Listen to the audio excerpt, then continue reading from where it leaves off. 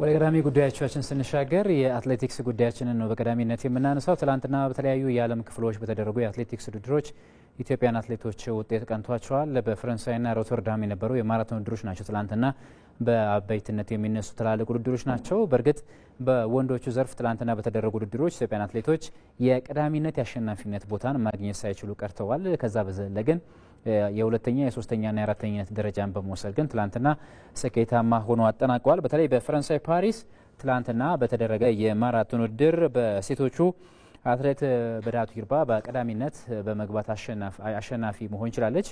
አትሌቷ ትላንትና ርቀቱን ለማጠናቀቅ 2 ሰዓት ከ20 ደቂቃ ከ45 ሰከንድ ነው የፈጀባት። ጥሩ የሚባል አቅም ላይም እንዳለች ትላንትና ያሳየችበት አቅሟ ነበር ብሎ ማንሳት ይቻላል። ደራዲዳ ደግሞ በተመሳሳይ በ2 ሰዓት ከ20 ደቂቃ ከ49 ሰከንድ ሁለተኛ ደረጃን ይዛ በማጠናቀቅ አሸናፊ መሆን የቻለችበትን ውጤት ማስመዝገብ ችላለች። ከዛ በዘለ ትላንትና በዚሁ በፈረንሳይ በተደረገ የማራቶን ውድድር ላይ ካሳናች ባዜ 5ኛ ደረጃን ይዛ አጠናቃለች። ቅድሳን አለም 7ኛ እንዲሁም ዘሪሁን አለሙ ደግሞ 10ኛ ደረጃን ይዘው ያጠናቀቁበትን ውጤት ነው ማስመዝገብ የቻሉት። በወንዶቹ በተደረገ ውድድር ስኬታማ አልነበሩም የኢትዮጵያን አትሌቶች፣ በተለይ ኬንያውያን አትሌቶች ስኬታማ የሆኑበትን ውጤት ማስመዝገብ ችለዋል። ከዛ በዘለ ሮተርዳም ላይ ትላንትና በተደረገም የማራቶን ውድድር ኔዘርላንድ ሮተርዳም ላይ በተደረገ ውድድር ማለት ነው በሴቶቹ ከሁለተኛ እስከ አራተኛ ያለውን ደረጃ ነው ኢትዮጵያን አትሌቶች ይዘው ማጠናቀቅ የቻሉት። በቀዳሚነት ሁለተኛ ደረጃን ይዛ ማጠናቀቅ የቻለችው አሚና አምር ናት። በ2 ሰዓት ከ22 ደቂቃ ከ14 ሰከንድ ሁለተኛ ደረጃን ይዛ ማጠናቀቅ ችላለች። ከዛ በዘለለ አዝመራ ገብሩ ደግሞ በ1 ሰከንድ ብቻ ዘግይታ ሶስተኛ ደረጃን ይዛ አጠናቃለች። ጥሩዬ መስፍን ደግሞ በ2 ሰዓት ከ22 ደቂቃ ከ27 ሰከንድ ውድድሩን በአራተኛነት ደረጃ ማጠናቀቅ የቻለች አትሌት መሆን ችላለች። በወንዶቹ ዘርፍ በተደረገ ውድድር ደግሞ ጫላ ረጋሳ ነው ሁለተኛ ደረጃን ይዞ ማጠናቀቅ የቻለው 2 ሰዓት ከ5 ደቂቃ ከ07 ሰከንድ ደግሞ የገባበት ሰዓት ሆኖ ተመዝግቧል። ጨምዴሳ ደበሌ ደግሞ በውድድሩ ሶስተኛ ደረጃን ይዞ ማጠናቀቅ ችሏል። 2 ሰዓት ከ05 ደቂቃ ከ6 የውድድሩን ለማጠናቀቅ የፈጀበትም ሰዓት ሆኖ ነው መመዝገብ የቻለው። ባዘዘው አስማራ 5ኛ፣ ከዛ በዘለ አንተነ ይሁን 6ኛ፣ ደረጃ ኃይሉ 8ኛና ቶንሳ አንሶ ደግሞ 9ኛ ደረጃን ይዘው ማጠናቀቅ የቻሉበት ውጤት ትላንትና በተለያዩ የዓለም ክፍሎች በተደረጉ የማራቶን ድሮች ላይ የተመዘገቡ ውጤቶች ናቸው ብሎ ማንሳት ይቻላል። የፈረንሳይና በፈረንሳይ ፓሪስ የተደረገውና የሮተርዳሙ ግን አበይትና ትልቅ ቦታ የሚሰጣቸው ትላልቅ ውድድሮች ናቸው። በዚህም እንግዲህ በተለይ በሴቶቹ ስኬታማ የተባሉ ውጤቶች ተመዝግበዋል። ሌላኛው ጉዳያችን የኢትዮጵያ ወንዶች ፕሪሚየር ሊግን ይመለከታል። 25ኛ ሳምንት መርሃ ግብር ትላንትና ጅማሩን አድርጓል። በሐዋሳ ዩኒቨርሲቲ ቅጥር ግቢ ውስጥ በሚገኘው ስቴዲየም የተከናወነ እንደሆነ ይታወቃል። በዚህ መሰረት ትላንትና መቀለ ሰባ እንደርታ ሀዲያ ሆሳዕናን 2-0 በሆነ ውጤት ማሸነፍ ችሏል። የወልዋሎ አዲግራት ዩኒቨርሲቲና የሱል ሽረ ጨዋታ ደግሞ አንዳቻ በሆነ ውጤት ነው መጠናቀቅ የቻለው። ትላንትና መቀለ ሰባ እንደርታ እንግዲህ በሊጉ ላለመውረድ እየታገሉ ከሚገኙ ቡድኖች መካከል አንዱ ነው። ይህንንም ዋስትናውን ለማረጋገጥ ወይም በሊጉ ለመሰንበት እንደነዚህ አይነት ጨዋታዎችን ማሸነፍ ይጠበቅበት ነበር። ትላንትና በውድድር ዓመቱ ጠንካራውን ቡድን ሀዲያ ሆሳዕና ነው ማሸነፍ የቻለው። 2-0 በተጠናቀቀው ጨዋታ ላይ ሸሪፍ መሀመድና ብሩክ ሙሉጌታ ሁለቱን ግቦች ለመቀለ ሰባ እንደርታ ማስቆጠር ችሏል። ትላንትና እንግዲህ መቀለ ሰባ እንደርታ ማሸነፉን ተከትሎ ነጥቡን ወደ 28 ከፍ ማድረግ የቻለበትን አጋጣሚ ፈጥሮ 13ኛ ደረጃ ላይ በሊጉ ተቀምጧል። ተሸናፊው ሀዲያ ሆሳዕና ደግሞ በ34 ነጥቦች 6ኛ ደረጃ ላይ ነው የሚገኘው። ይሄ ቡድን በቅርብ ጨዋታዎች ለዋንጫ ሲፎካከር የነበረ ቡድን እንደነበር እናስታውሳለን። ነገር ግን በጥቂት ጨዋታዎች ላይ በተደጋጋሚ ነጥብ መጣሉን ተከትሎ ከዋንጫው ውድድር ወይም ፉክክር በሂደት እየራቀ እየመጣ ያለ እግር ኳስ ቡድን መሆን ችሏል። ትላንትና ከመቀለ ሰባ እንደርታ ጋር ያደረገውን ጨዋታ 2-0 በሆነ ውጤት ተሸንፏል። ሌላኛው ጨዋታ አስቀድሞ የተደረገው የወልዋሎ አዲግራት ዩኒቨርሲቲና የሱል ሽረ ጨዋታ ነው። በሊጉ 17ኛና 18ኛ ደረጃ ላይ ተቀምጠው የተገናኙ ቡድኖች ናቸው። በግርጌና ከግርጌው አንድ ደረጃ ከፍ ብሎ የሚገኙ ቡድኖች ናቸው። ወልዋሎ ትላንትና አንድ ነጥብ ብቻ ነው ማሳካት የቻለው። በውድድር ዓመቱ 11ኛ ነጥቡን አሳክቷል። 18ኛ ደረጃ ወይም በግርጌው ተቀምጦ ነው የሚገኘው በኢትዮጵያ ወንዶች ፕሪሚየር ሊግ። ይሄ ቡድን ምናልባትም ከወራጅ ቀጠናው ሙሉ ለሙሉ ነፃ ለመሆን በቀጣይ ከወራጅ ቀጠናው ከፍ ብሎ ከሚገኙ ቡድኖች መሸነፍ በዘለለ የሱ ተከታታይ 5 ጨዋታዎችን ማሸነፍ ይጠበቅበታል። በ15 ነጥቦች አንሶ ነው እንግዲህ ከወራጅ ቀጠና ውስጥ ቁጭ ብሎ የሚገኘው። ምናልባትም በዚህ ውድድር ዓመት እያሳየ ከሚገኘው አቋም አንጻር ይህንን ውጤት ያስመዘግባል ተብሎ አይጠበቅም። በእግር ኳስ ግን የሚፈጠረው ነገር ስለማይታወቅ ምናልባት ወልዋሎ አዲግራት ዩኒቨርሲቲ በሊጉ ለመሰንበት የሚያደርገው እንቅስቃሴ ከወዲሁ የሚጠበቅ ነው የሚሆነው። በተመሳሳይ 17ኛ ደረጃ ላይ የሚገኘው ሱል ሽረም የውጤት ማጣት ቀውስ ውስጥ ከሚገኙ ቡድኖች መካከል አንዱ ነው። ሊጉ ሲጀመር ጠንካራ ቡድን ነበር። ነገር ግን በሂደት ተደጋጋሚ ጨዋታዎች ላይ ሽንፈት ማስተናገዱን ተከትሎ አሁን በ17 ነጥቦች 17ኛ ደረጃ ላይ ተቀምጧል። በቀጣይ በሚያደርጋቸው መርሃ ግብሮች ማሸነፍ ላይ ብቻ ተመስርቶ መርሃ ግብሮቹን ማከናወን ይጠበቅበታል። እንደሚታወቀው እስከ 34 ሳምንታት ኢትዮጵያ ፕሪሚየር ሊግ ይጓዛል። በዚህም እንግዲህ እነ ሱርሽርና ወልዋሎ ዓዲግራት ዩኒቨርሲቲ እንዲሁም እነ ሐዋሳ ከተማ በቀጣይ በሚያደርጓቸው ጨዋታዎች በሊጉ ለመሰንበት የሚያደርጉት ፉክክር ከወዲሁ የሚጠበቅ ነው የሚሆነው። ዛሬ 3 መርሃ ግብሮች በኢትዮጵያ ወንዶች ፕሪሚየር ሊግ 25ኛ ሳምንት መርሃ ግብር ቀጥሎ ይደረጋሉ። ረፋድ 3:30 ሲል ቅዱስ ጊዮርጊስና ኢትዮጵያ ንግድ ባንክ የሚገናኙበት መርሃ ግብር ይጠበቃል። እነዚህ ሁለቱ ቡድኖች እንግዲህ በመካከላቸው የአንድ ነጥብ ልዩነት ብቻ ኖሮ ነው እርስ በርስ ዛሬ የሚገናኙት። ኢትዮጵያ ንግድ ባንክ በ32 ነጥቦች 9ኛ ደረጃ ላይ ነው የሚገኘው። ቅዱስ ጊዮርጊስ ደግሞ በ31 ነጥቦች 10ኛ ደረጃ ላይ ይገኛል።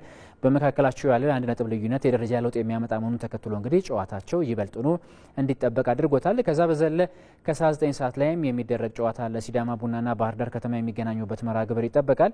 ሲዳማ ቡና በሜዳው ነው መርሃ ግብሩን የሚያከናውነው። ሐዋሳ ላይ የተደረገ ስለሆነ በበርካታ ደጋፊዎች ፊት ይህን ጨዋታ ያደርጋል ተብሎ ነው የሚጠበቀው። ጠንካራ ፉክክር የሚታይበት መርሃ ግብር እንደሚሆንም ይጠበቃል። ባህር ዳር ከተማ ደግሞ 37 ነጥቦችን ሰብስቦ በሊጉ ሁለተኛ ደረጃ ላይ ተቀምጦ የሚገኝ እግር ኳስ ቡድን ነው። ካሸነፈ ነጥቡን ወደ 40 ከፍ የሚያደርግበት አጋጣሚ የሚፈጠር መሆኑን ተከትሎ ይህ ጨዋታ በይበልጡ በደንብ እንዲጠበቅ አድርጎታል። 12 ሰዓት ላይ ደግሞ ሐዋሳ ከተማና ወላይታ ዲቻ የሚገናኙበት መርሃ ግብር ሌላኛው የሚጠበቅ ጨዋታ ነው። ወላይታ ዲቻ በባህር ዳር ከተማ በግብ ክፍያ ብቻ ተበልጦ 3ኛ ደረጃ ላይ ነው የሚገኘው በተመሳሳይ 37 ነጥቦችን ሰብስቦ። ሐዋሳ ከተማ ደግሞ 21 ነጥቦችን ብቻ ይዞ በሊጉ 15ኛ ደረጃ ላይ የሚገኝ ቡድን ነው። በወራጅ ቀጠና ውስጥ ነው የሚገኘው ሐዋሳ ከተማ። ከዚህ የወራጅነት ቀጠና ስጋት ነጻ ለመሆን እንግዲህ በደጋፊ ፊት በሚያደርገው ጨዋታ ላይ የማሸነፍ ትልቅ ግምትን ይወስዳል ተብሎ ነው የሚጠበቀው። የወላይታ ዲቻ ወቅታዊ አቋም ግን በጣም ጠንካራ መሆኑን ተከትሎ ለሐዋሳ ከተማ ሌላው ከባዱ ጨዋታ ዛሬ ይሆናል ተብሎ ነው የሚጠበቀው። እነዚህ ሶስቱ መርሃ ግብሮች በኢትዮጵያ ወንዶች ፕሪሚየር ሊግ የ25ኛ ሳምንት የሁለተኛ ቀን ውሎ ዛሬ የሚደረጉ ጨዋታዎች ናቸው።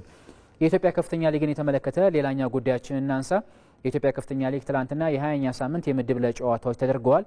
በተለይ ብዙዎች በጣም ሲጠብቁት የነበረውና በአበበ ቢቂላ ስቴዲየም የተደረገው የኔጌሌ አርሲና ሀላባ ከተማ ጨዋታ ነበረ። ዋነኛ ምክንያቱ ደግሞ ይሄ መርሃ ግብር ሲጠበቅበት የነበረበት ምክንያት ከአንድ ቀን በፊት በነበረ መርሃ ግብር ደሴ ከተማ ሻሸመኔ ከተማን 1-0 አሸንፎ የኢትዮጵያ ከፍተኛ ሊግ ምድብ ለ መሪ መሆን እንደቻለ ይታወቃል። በ41 ነጥቦች 40 ነጥቦችን ይዞ ደግሞ ሁለተኛ ደረጃ ላይ ተቀምጦ የነበረው ኔጌሌ አርሲ ትላንትና ሶስተኛ ደረጃ ላይ ከሚገኘውና 36 ነጥቦች ካሉት ሀላባ ከተማ ጋር መገናኘቱ ጨዋታው በጣም እንዲጠበቅ አድርጎት ነበር። ኔጌሌ አርሲ ይህን ጨዋታ 4-1 በሆነ ሰፊ ውጤት ነው ማሸነፍ የቻለው።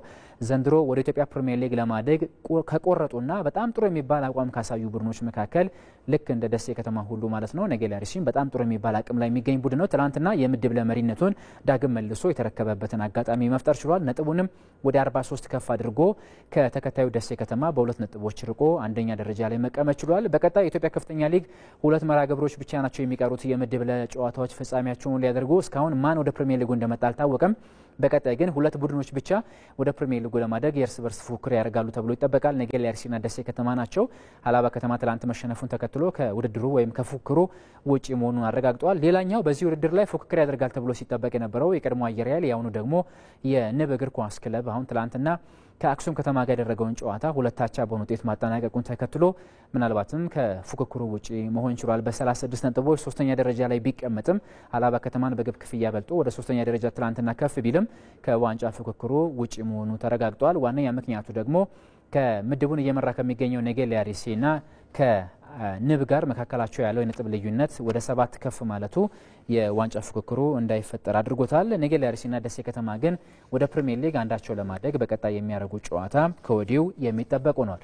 የኢትዮጵያ ሴቶች ፕሪሚየር ሊግ የአንደኛ ሳምንት መርሃ ግብር ትላንትና ተደርጓል። ጅማሩን ያደረገው ትላንትና ነው። ቦሌ ክፍለ ከተማ አርባ ምንጭ ከተማና ልደታ ክፍለ ከተማ ደግሞ ማሸነፍ የቻሉ እግር ኳስ ቡድኖች መሆን ችሏል። ቦሌ ክፍለ ከተማ ሀምበሪቾ ድራሜ ነው 5-0 በሆነ ሰፊ ውጤት ማሸነፍ የቻለው። ሀምበሪቾ ድራሜ ከ21 የኢትዮጵያ ሴቶች ፕሪሚየር ሊግ መርሃ ግብሮች በ19ኙ ትላንትና ሽንፈት አስተናግዷል። 19ኛ ሽንፈቱ ነው በሊጉ ማስተናገድ የቻለው። በሁለት መርሃ ግብሮች ደግሞ አቻ በመለያየት 2 ነጥቦችን ብቻ ሰብስቦ በሊጉ ግርጌ 14ኛ ደረጃ ላይ መቀመጥ የቻለበት ውጤት ተመዝግቧል። ቦሌ ክፍለ ከተማ እንግዲህ ትላንት 5-0 በሆነ ውጤት አሸንፏል። አርባ ምንጭ ከተማ ደግሞ ድሬዳዋ ከተማን 2-0 በሆነ ውጤት ትላንትና ያሸነፈበት መርሃ ግብር የሚጠቀስ ነው። ልደታ ክፍለ ከተማ ደግሞ ባህር ዳር ከተማን 1-0 በሆነ በሆነ ውጤት አሸንፎ ነጥቡን ወደ 38 ከፍ በማድረግ ሶስተኛ ደረጃ ላይ የተቀመጠበትን ውጤት በኢትዮጵያ ሴቶች ፕሪሚየር ሊግ ማስመዝገብ ችሏል።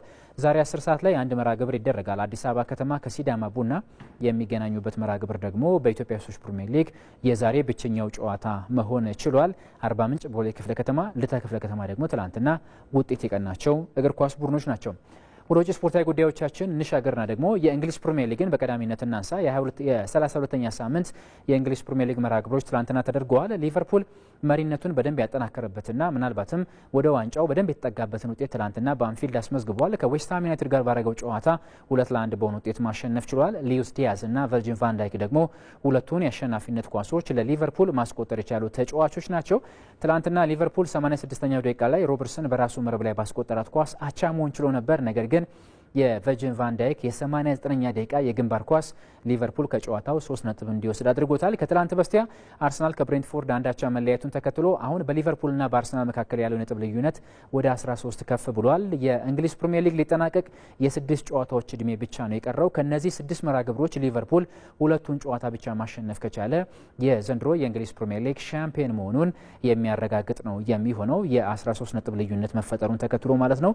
እንግዲህ አሰልጣኝ አርነ ስሎትና ስብስባቸው በሁለት መርሃ ግብሮች የቆረጠና ጥሩ የሚባል አቋማቸውን ያሳያሉ ተብሎ ነው የሚጠበቀው። በቀጣይ ከሌስተር ሲቲ ጋር ነው መርሃ ግብሩን የሚያከናውነው፣ ያሸንፋል ተብሎ ይጠበቃል።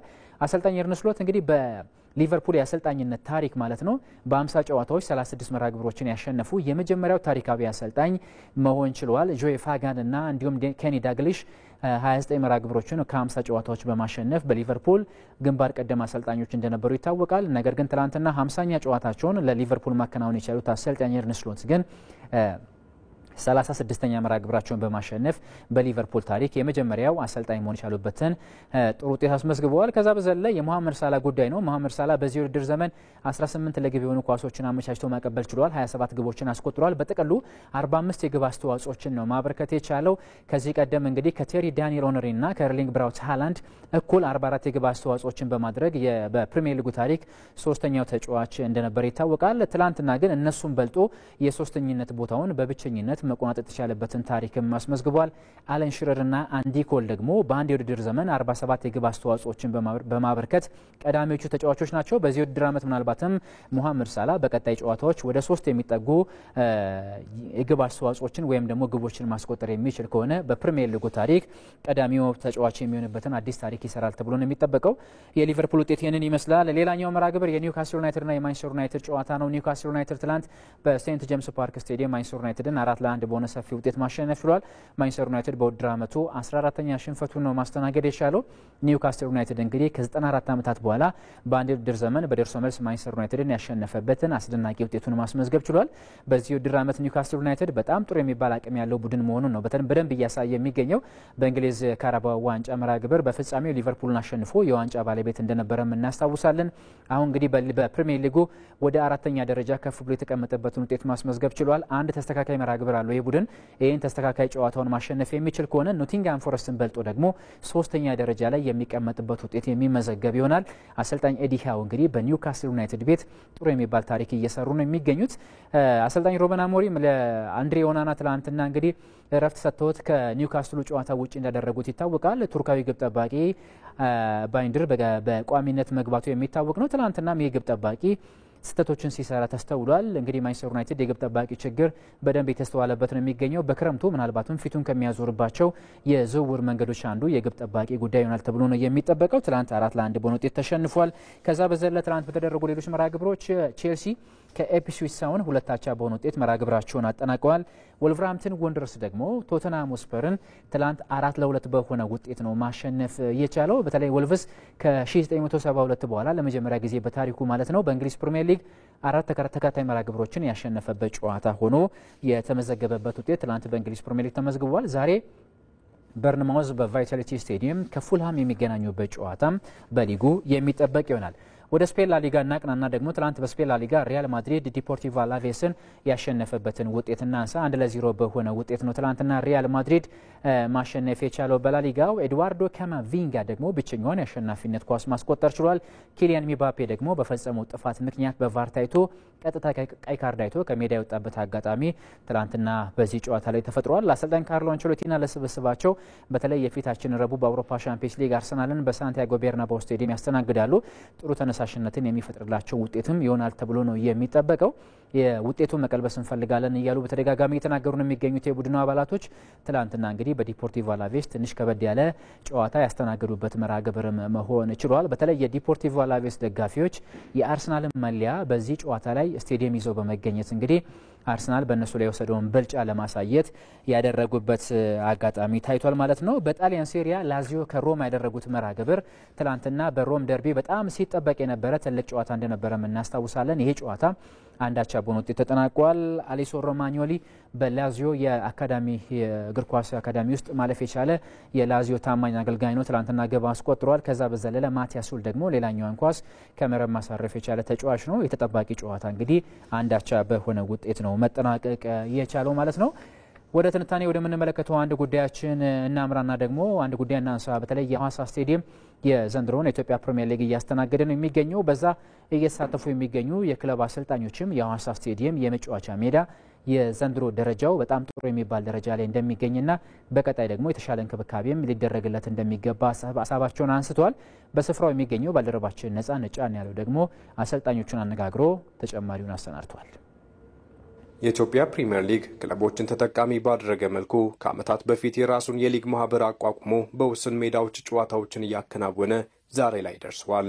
የሊጉን ውድድር ካስተናገዱ ሜዳዎች መካከልም የሐዋሳ ዩኒቨርሲቲ ስታዲየም አንዱ ነው። ከዓመት ዓመት ጥራቱን እያሻሻለ የመጣው የሐዋሳ ዩኒቨርሲቲ መጫወቻ ሜዳ ዘንድሮ ከወትሮ የተሻለ ሆኖ መገኘቱን አሰልጣኞች ለኢቲቪ ተናግረዋል። ይህን ሜዳ ከዚህ በፊት እናውቀዋለን። በአጭር ጊዜ የተዘጋጀ ሜዳ ነውና ያዘጋጁ አካላትን ማመስገን ፈልጋለሁ። በጣም ምቹ ነው። በጣም ለመጫወት የሚመች ዝናብም እየዘነበ ያንንም ሁሉ ተቋቁሞ ያለ ሜዳ ነውና በዚህ አጭር ጊዜ እንደዚህ አይነት ሜዳ መስራት ከተቻለ ምናልባት ከዚህ ልምድ ተወስዶ የመጫወቻ ሜዳዎች በምቹ ሁኔታ ቢሰሩላለውና ለአዘጋጆቹ ምስጋና ማቅረብ ፈልጋለሁ። ሜዳው ቆንጆ ነው። ያው ምናውቀው ነው። ከዚህ በፊት በተደጋጋሚ ነው ያውቀዋለሁ። 2014 ከመድን ጋራ እንደዚሁ 2016 ከኢትዮጵያ ንግድ ባንክ ጋራ ዋንጫ ያገኘሁበት ምን አውቀዋለሁ። ሜዳው እንደውም የተሻለ ነው። ሐዋሳ ሜዳ በአግባቡ ተሰርቶ ነው እየጠበቀን። በዚህ አጋጣሚ እዚህ ሜዳ ላይ ጊዜያቸውን በሙሉ ላጠፉ ሰዎች ትኩረት ሰጠውም ይሄ ሜዳ በዚህ መልክ ለውድድር ዝግጁ እንዲሆን ላደረጉ በሙሉ ኢቭን ለሊግ ካምፓኒ ውድድር አዘጋጅ ኮሚቴው ትልቅ አክብሮት ነው ያለኝ። በሀገራችን የምንወዳደርባቸው ሜዳዎች ከዚህም በላይ ጥራታቸው ከፍ ብሎ የልጆቻችንን እድገት ማየት ለውጡን ማየት ብንችል በጣም ደስ ይለኛልና ሜዳ ለእግር ኳስ እጅግ አስፈላጊ ነው። እንደምታየው ባለፉት 2 ዓመታት እዚህ ሜዳ ላይ ውድድር ሲዘጋጅ በደንብ አይቻለሁ። ኮምፕሊትሊ ትልቅ ለውጥ አለው። በጣም ጥሩ ነው። ለተጫዋቾች ምቾት ይሰጣል። ብዙ ተጫዋቾችን እዚህ ሜዳ ላይ የተጎዱ አይደሉም። ናቹራል ሳር ከመሆኑ አንፃርና ሜዳውን ያዘጋጁ ሰዎችን ማመስገን ተገቢ ነው። በዓለም አቀፍ ደረጃ አንድ የመጫወቻ ሜዳ አንድ ጨዋታ ካስተናገደ በኋላ ከ2 እስከ 4 ቀናት እንክብካቤ እያገኘ ማረፍ ይገባዋል ቢባልም በሀገራችን ሁኔታ ሜዳዎች በቀን 2 እና 3 ጨዋታዎችን ሲያስተናግዱ መመልከት የተለመደ ነው። ይህ የመጫወቻ ሜዳውን ከጥቅም ውጪ የሚያደርግ በመሆኑ እንክብካቤ ሊደረግለት እንደሚገባም አሰልጣኞች ያነሳሉ። ይህን የሚያምር ሜዳ ደግሞ ልናጣው በጣም ትንሽ ቀናቶች ናቸው የቀሩት። ውሃ በጣም ይፈልጋል። አሁን እንደመጣ ነው ሳምንት አይደለም። በጣም እየተጎዳ ነው።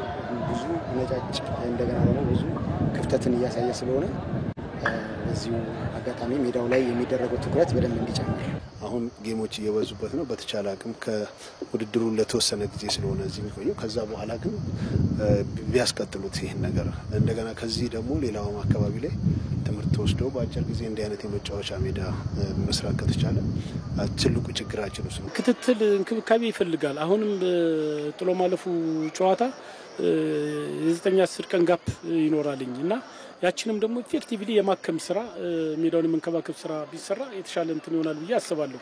እስካሁን ባለው ሂደት በጥሩ ሁኔታ ውድድሩን እያካሄደ ነው። ኦፍ ኮርስ ጫና ይበዛበታል። ቀጣይም ተከታታይ ጨዋታዎች ስላሉ ነገር ግን እንደዚህ ክፍተቶች ሲገኙ እያከሙ የሚሄድ ከምንም በላይ ደግሞ ከአራት ቀን ውድድር በኋላ አንድ ቀን ሁሉ ጊዜ ጋፕ አለች። ያችን ቀን ሜዳውን የበለጠ ለመንከባከብ ጥረት ቢደረግበት የማዳመጥ ውሃን በአግባቡ የሚያገኝበት ነገር ቢሰራ የተሻለ ነው ብዬ አስባለሁ። እነሱም ያደርጉታል ብዬ ነው የማስበው። ከመጫወቻ ሜዳዎች በተጨማሪ የመለማመጃ ሜዳዎች በጥራት ቢሰሩ የተሻለና ውጤታማ እግር ኳስ መመልከት ይቻላል ሲሉም አሰልጣኞቹ ሀሳባቸውን ለኢቲቪ አጋርተዋል። እንቀጥላለን። ክቡራን ተመልካቾቻችን አጫጭር ጉዳዮችን እናንሳ። በቀሩን ሰዓቶች ቀዳሚነት የምናነሳው የሳሱሎ ጉዳይ ነው። ሳሱሎ ትላንትና እንግዲህ ወደ ጣሊያን ሴሪ የመመለሱን በይፋ አረጋግጧል። 5 መርሃ ግብሮች እየቀሩት ነው ወደ ሴሪያው መመለሱን የቻለው። አምና ከሴሪው መውረዱን እናስታውሳለን። በሴሪ ቢው ግን ካለፉት ካደረጋቸው 33 መርሃ ግብሮች 75 ነጥቦችን ሰብስቦ እንግዲህ ወደ ሊጉ የተመለሰበትን ውጤት አስመዝግቧል። ከዛ በዘለለ በጣም ጥሩ የሚባል አቅም ውድድር እንዳስመዘገበም መረጃዎች ያሳያሉ። ወደ 73 የሚጠጉ ግቦችን በ33 መርሃ ግብሮች በማስቆጠር በፓብሎ ግሮሶ የሚሰለጥነው ቡድን ጠንካራ ስብስብ እንዳለው በደንብ ያሳየበት ውጤት ነው ብሎ ማንሳት ይቻላል። በሴሪው በቀጣይ የሚያደርገው ጨዋታ ይጠበቃል። ከዛ በዘለለ ሌላኛው ጉዳያችን የካርሎስ አልካራዝ ጉዳይ ነው። ትላንትና በሞንቴ ካርሎ ማስተር የኤቲፒ የሜዳ ቴኒስ ውድድር ሻምፒዮን መሆን ችሏል። ካርሎስ አልካራዝ በጣም ስኬታማ የውድድር ዓመትን እያሳለፈ ነው የሚገኘው። ከዛ በዘለለ ገና በ21 ዓመቱ 18ኛ ዋንጫውን የወሰደበትን የቴኒስ ህይወቱን አሳልፏል። በኤቲፒ ማስተር ደረጃ 6ኛ ዋንጫውን ነው ትላንትና መውሰድ የቻለው እነ ግራንድ ስላምን ጨምሮ እንግዲህ በአጠቃላይ 18ኛ ዋንጫ ሆኗል።